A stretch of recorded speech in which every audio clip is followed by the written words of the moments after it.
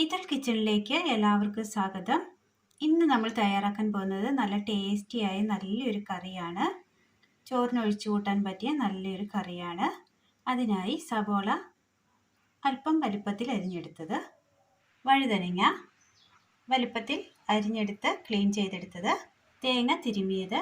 ഇനി ഇത് എങ്ങനെ തയ്യാറാക്കാം എന്ന് കൂടി നോക്കാം. അടുപ്പത്തൊരു ചട്ടി വെച്ച് കൊടുത്ത് അല്പം വെള്ളം ഒഴിച്ചു കൊടുക്കാം. ചട്ടിയിലെ വെള്ളത്തിലേക്ക് വഴുതനങ്ങ അരിഞ്ഞത് ഇട്ട് കൊടുക്കാം. സബോള, പച്ചമുളക്,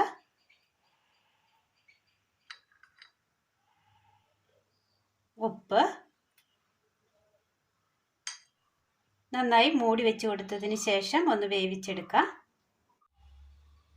അടുപ്പത്തൊരു പാൻ വെച്ച് കൊടുത്ത് അല്പം എണ്ണ ഒഴിച്ചു കൊടുക്കാം. ഒരല്പം മതി.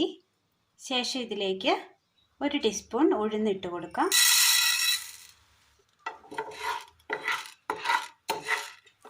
ഒരു 2 ചെറിയുള്ളി,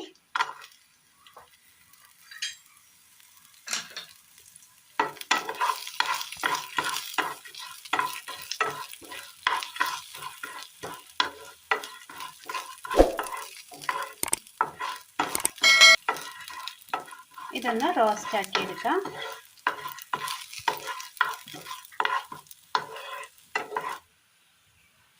ഉഴുന്ന് നന്നായി ഒരു ചുമന്ന കളറായി വന്നിട്ടുണ്ട്. തീ ഓഫ് ചെയ്യുക, എന്നിട്ട് തണുക്കാനായിട്ട് മാറ്റി വെക്കാം. ഒരു മിക്സിയുടെ ജാർ എടുത്തതിന് ശേഷം അതിലേക്ക് കാന്താരി മുളക്, പച്ചമുളക് 2 നമ്മൾ ചേർത്തിട്ടുണ്ട്. അതിന് എരിവ് കുറവാണ്, അതുകൊണ്ടാണ് കാന്താരി മുളക് ചേർക്കുന്നത്. ഒരൽപ്പം ജീരകം, മല്ലിപ്പൊടി, മഞ്ഞൾപ്പൊടി, വറുത്തെടുത്ത ഉഴുന്ന്, തേങ്ങ തിരുമിയത്.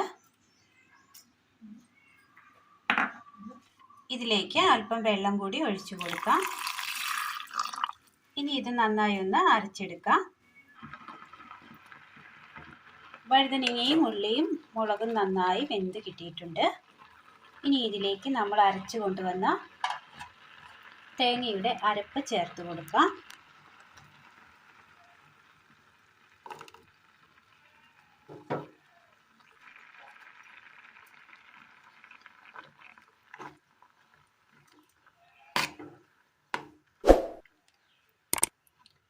ഇനി ഇതൊന്ന് അരപ്പിൽ കിടന്ന് നന്നായി ഒന്ന് വേകട്ടെ.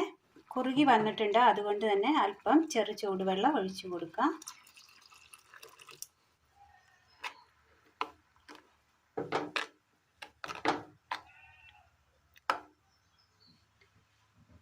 ഇനി നന്നായി ഒന്ന് തിളപ്പിച്ചെടുക്കാം.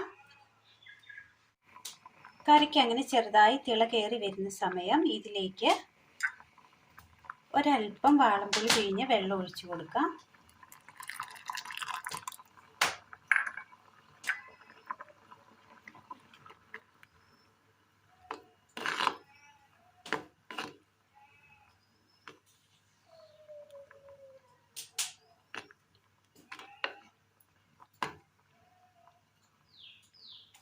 ഇനി ഇത് നന്നായി ഒന്ന് തിളച്ച് വരുവാനായിട്ട് വെയിറ്റ് ചെയ്യാം.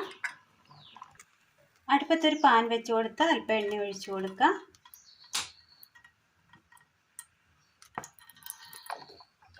എണ്ണയിലേക്ക് കടുകിട്ട് കൊടുക്കാം.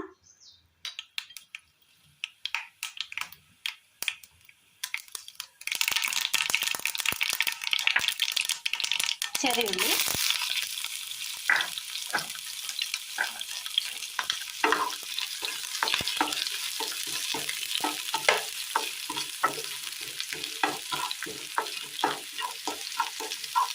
നല്ല ടേസ്റ്റിൽ തന്നെ തയ്യാറാക്കിയെടുക്കാൻ പറ്റിയ നല്ലൊരു വഴുതനങ്ങ കറിയാണ്. എല്ലാവരും ഒന്ന് ചെയ്ത് നോക്കി അഭിപ്രായങ്ങൾ കമൻറ്റ് ബോക്സിൽ അറിയിക്കാൻ മറക്കരുത്.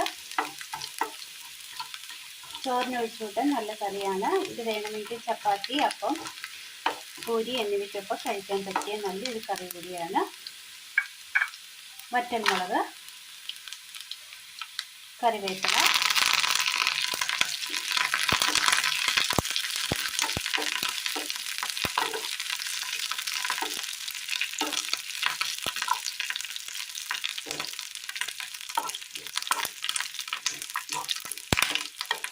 തീ ഓഫ് ചെയ്യാം. കറി നന്നായി അരപ്പൊഴിച്ചതിന് ശേഷം നന്നായി തിളച്ച് കിട്ടിയിട്ടുണ്ട്.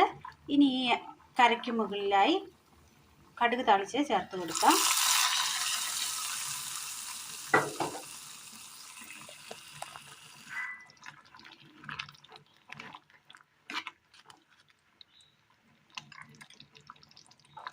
തീ ഓഫ് ചെയ്യാം.